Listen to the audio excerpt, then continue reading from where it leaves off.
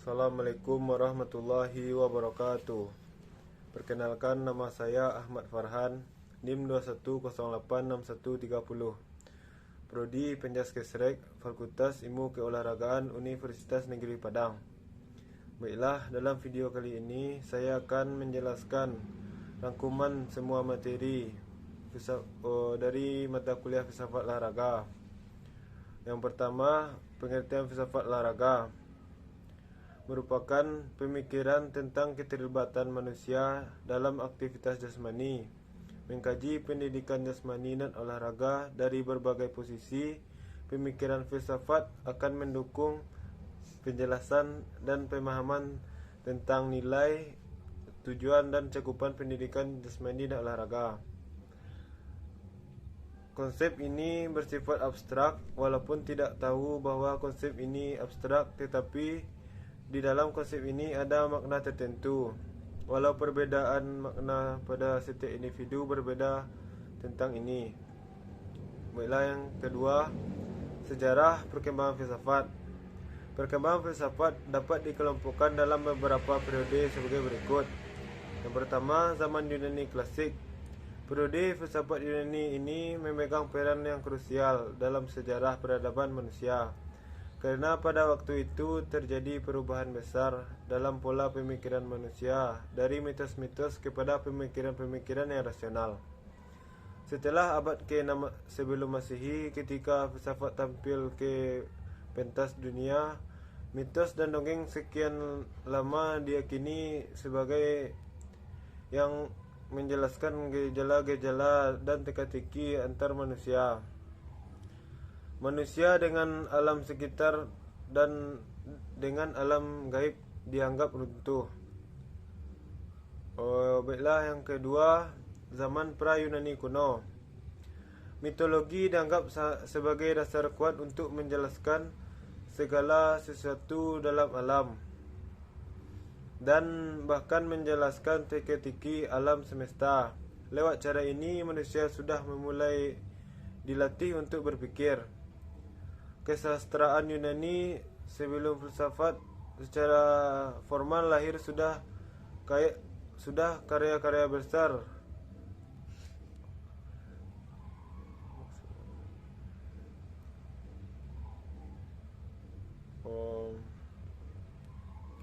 bila masuk kepada zaman Yunani kuno. Pada zaman ini, Yunani tidak lagi dikuasai oleh mitos-mitos, melainkan oleh logos atau rasio. Sikap ingin tahu dan menemukan hal-hal yang baru. Sikap inilah yang menjadi dasar ilmu pengetahuan modern. Yang terakhir, zaman pra-Sokrates. Para tokoh pra-Sokrates ini dikenal sebagai filsuf alam. Ciri yang menonjol pada masa ini adalah pengamatan terhadap gejala kosmis dan fisis untuk mencari dan menemukan prinsip atau asas dari segala sesuatu. Tokoh-tokohnya yaitu Thales, Archimedes, Pythagoras, Heraklitus,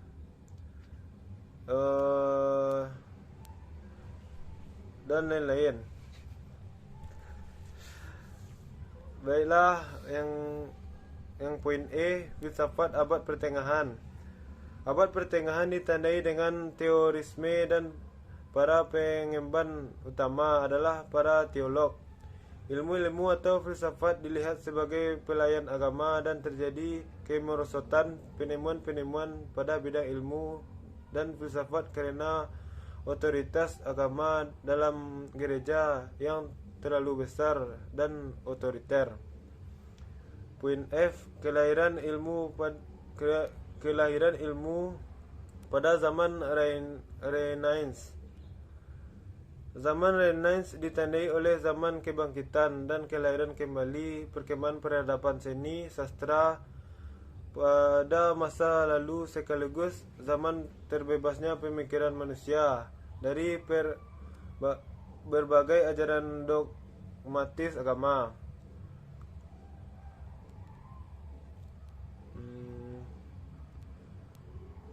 zaman modern. Pada zaman ini muncullah berbagai pemikiran Yunani yang antara lain rasionalisme, empirisme, dan kritisme.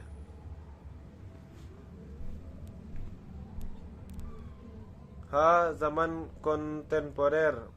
Pada zaman ini tugas filsafat bukanlah membuat pernyataan-pernyataan tentang sesuatu, tetapi memecahkan persoalan yang timbul akibat ketidakpahaman terhadap bahasa logika. Bila masuk pada materi pengertian ontologi, epistemologi, dan aksiologi. Epistemologi dan aksiologi menurut bahasa yang berasal dari bahasa Yunani yaitu ontologi, berasal dari kata ontos yang berarti berbeda. Kata epistemologi berasal dari bahasa Yunani yang artinya knowledge, yaitu pengetahuan. Kata-kata tersebut terdiri dari dua suku kata, yaitu logika yang artinya pengetahuan dan empirisme yang artinya tentang pengetahuan. Jadi etimologi tersebut maka dapat dikatakan bahwa epistemologi merupakan pengetahuan tentang pengetahuan. Dan kata aksiologi berasal dari aksio yang berarti bermanfaat. Ketiga kata tersebut ditambah dengan kata logos yang berarti ilmu, pengetahuan, ajaran, dan teori. Menurut istilah, ontologi adalah ilmu hakikat yang menyelidiki alam nyata ini dan bagaimana keadaan yang sebenarnya. Epistemologi adalah ilmu yang membahas secara mendalam segenap proses penyusun pengetahuan yang benar. Sedangkan aksiologi adalah ilmu pengetahuan yang menyelidiki hakikat nilai yang ditinjau dari sudut kefilsafatan. Ontologi adalah ilmu pengetahuan yang meneliti segala sesuatu yang ada. Epistemologi adalah ilmu yang membahas tentang teori, sedangkan aksiologi adalah kajian nilai ilmu pengetahuan. Bila kita masuk pada materi rasionalisme dan empirisme. Rasionalisme secara etimologi menurut Bagus tahun 2002 berasal dari kata Inggris yaitu rationalis, dan menurut Edward tahun 1967 kata ini berakar dari bahasa Latin yaitu ratio yang berarti akal. Menambahkan bahwa berdasarkan akar kata rasionalisme adalah sebuah pandangan yang berpegang bahwa akal merupakan sumber bagi pengetahuan dan pembenaran. Empirisme secara etimologi menurut Bagus berasal dari kata Inggris yaitu empiris dan experience. Kata-kata ini berakar dari kata bahasa Yunani yaitu experia dan dari kata experientia yang berarti berpengalaman dalam, berkenalan dengan, terampil untuk. Sementara menurut Leece tahun 2000 berdasarkan akar katanya, empirisme adalah aliran dalam filsafat yang berpandangan bahwa pengetahuan secara keseluruhan atau parsial didasarkan kepada pengalaman yang menggunakan indera. Bila kita masuk pada kesatuan jiwa dan raga. Jiwa atau jiva berasal dari bahasa Sanskerta yang artinya benih kehidupan. Dalam berbagai agama dan filsafat, jiwa adalah bagian yang bukan jasmaniah dari seseorang. Biasanya jiwa dipercaya mencakup pemikiran dan kepribadian dan sinonim dengan roh, akal atau awak diri. Di dalam teologi, jika dipercaya hidup terus-menerus setelah seseorang meninggal, dan sebagai agama mengajarkan bahwa Tuhan adalah pencipta jiwa. Di beberapa budaya, benda-benda mati dikatakan memiliki jiwa. Kepercayaan ini disebut dengan animisme. Penggunaan istilah jiwa dan roh seringkali sama, meskipun kata yang pertama lebih sering berhubungan dengan keduniaan dibandingkan kata kedua. Jiwa dan peishe bisa juga digunakan secara sinonim, lebih berkonotasi fisik, sedangkan jiwa berhubungan dengan metafisik dan agama. Sedangkan menurut KBBI, kata jiwa memiliki arti roh manusia yang ada di dalam tubuh dan menyebabkan seseorang hidup atau nyawa. Jiwa juga diartikan sebagai seluruh kehidupan batin manusia yang terjadi dari perasaan, pemikiran, angan-angan, dan sebagainya. Jiwa manusia berbeda dengan jiwa makhluk yang lain, seperti binatang, pohon, dan sebagainya. Baiklah, kita masuk pada materi filsafat pendidikan. Secara etimologi, filsafat pendidikan itu mengandung dua pengertian yang berbeda, yaitu: 1. Filsafat pendidikan. Agar kedua pengertian tersebut dapat tergambar dan dipahami secara menyeluruh, maka penulis akan mengurangi ketiga pengertian tersebut di bawah ini. Pengertian filsafat pendidikan. Makalah filsafat pendidikan yang peduli terhadap anak didik pasti akan memikirkan pendidikannya. Karena seorang pendidik pasti menginginkan anak yang dididiknya menjadi pintar, lulus dan sukses, dan mencapai cita-citanya.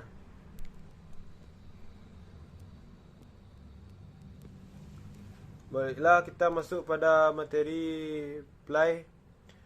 Menurut Edwards tahun 1973, yaitu olahraga bergerak dari pengertian yang luas meliputi play, game, dan sport. Play merupakan sesuatu perbuatan atau kegiatan sukarela yang dilakukan dalam batas waktu ruang tertentu yang sudah diterapkan. Bermain adalah segala aktivitas untuk memperoleh rasa senang tanpa memikirkan hasil, yang dilakukan secara spontan tanpa paksaan orang lain. Sedangkan games diartikan sebagai permainan. Games bertujuan menghibur, biasanya disukai oleh anak-anak dan orang dewasa. Penting untuk perkembangan otak, meningkatkan konsentrasi, dan melatih memecahkan masalah. Game juga merugikan jika kecanduan game akan lupa waktu dan mengganggu aktivitas yang penting. Baiklah, masuk kita pada materi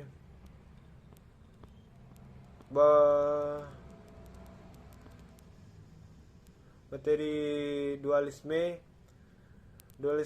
olahraga. Dualisme adalah konsep filsafat yang menyatakan ada dua substansi. Dalam pandangan tentang hubungan antar jiwa dan raga, dualisme mengklaim bahwa fenomena mental adalah entitas non-fisik. Gagasan tentang dualisme jiwa dan raga berasal setidaknya sejak zaman Plato dan Aristoteles, berhubungan dengan spekulasi tentang ekstentasi jiwa yang terkait dengan kecerdasan dan kebijakan. Baiklah, kita masuk pada materi hakikat keolahraga.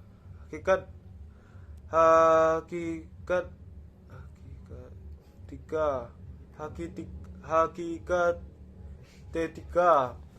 Secara etimologi berasal dari kata etis, berasal dari kata Yunani, yaitu etika, yang berarti ilmu tentang moral atau karakter. Studi tentang etika itu secara khas berhubungan dengan prinsip kewajiban manusia, atau studi tentang kualitas mental moral yang membedakan seseorang atau suku dan bangsa. Istilah etika dipakai dalam dua macam arti. Yang satu, etika dimaksudkan sebagai suatu kumpulan pengetahuan mengenai penilaian terhadap perbuatan-perbuatan manusia. Baiklah, yang masuk kita pada hakikat moral. Moral berasal dari kata Latin mos dan dimasukkan sebagai adat istiadat atau krama.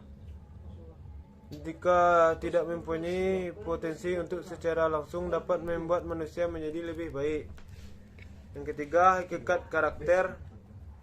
Karakter dapat dilacak dari kata Latin karakter, karasein, dan karak yang maknanya tos tu erave. Kata ini mulai banyak digunakan dalam bahasa Prancis karate pada abad ke-14 dan kemudian masuk dalam bahasa Inggris menjadi karakter. Sebelum akhirnya menjadi bahasa Indonesia yaitu karakter. Dalam kamus Perwadarmita, karakter diartikan sebagai tabiat, watak, sifat-sifat kejiwaan, akhlak atau budi pekerti yang membedakan seseorang daripada yang lain. Dengan pengertian di atas dapat dikatakan bahwa membangun karakter adalah proses mengukir atau memahat jiwa sedemikian rupa sehingga berbentuk unik, menarik dan dapat dibeda-bedakan dengan orang lain. Yang terakhir, hakikat pendidikan jasmani dan olahraga. Pendidikan adalah segenap upaya yang mempengaruhi pembinaan dan pembentukan kepribadian, termasuk perubahan perilaku. Karena itu, pendidikan jasmani dan olahraga selalu melibatkan dimensi sosial. Karena pendidikan jasmani adalah bagian integral pendidikan secara keseluruhan, yang berarti bahwa mempunyai peranan penting dalam hal dunia pendidikan di samping kriteria yang bersifat fisial yang menekankan keterampilan, ketagasan untuk kebolehan. Baiklah, kita masuk pada materi pengajaran etika dan moral melalui pendidikan jasmani. Sebagai dasar dari definisi pendidikan jasmani mengatakan bahwa bagian integral dan dari pendidikan secara keseluruhan sangat jelas bahwa pendidikan jasmani mempunyai peranan yang sangat sentral di dunia. Yang poin F, etika dan moral. Dalam kehidupan berbangsa. Pokok-pokok etika dan moral dalam kehidupan berbangsa merupakan acuan bagi pemerintah dan seluruh bangsa Indonesia dalam rangka menyelamatkan dan meningkatkan mutu kehidupan berbangsa. Bila kita masuk pada materi fair dalam olahraga. Fair play adalah kebesaran hati terhadap lawan yang menimbulkan perhubungan kemanusiaan yang akrab dan hangat dan mesra. Fair play merupakan kesadaran yang selalu melekat bahwa lawan tanding adalah kawan.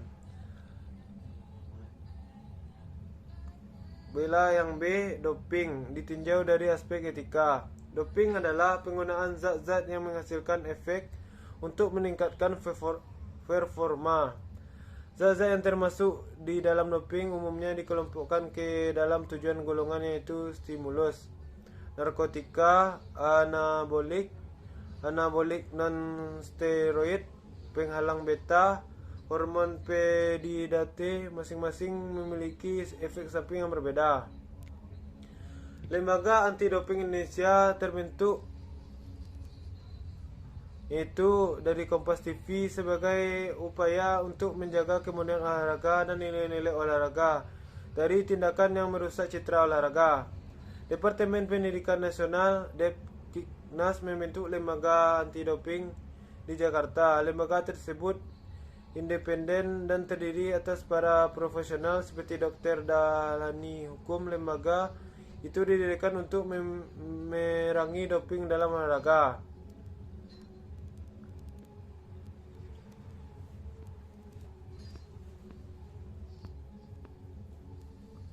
Sekian video rangkuman materi filsafat olahraga.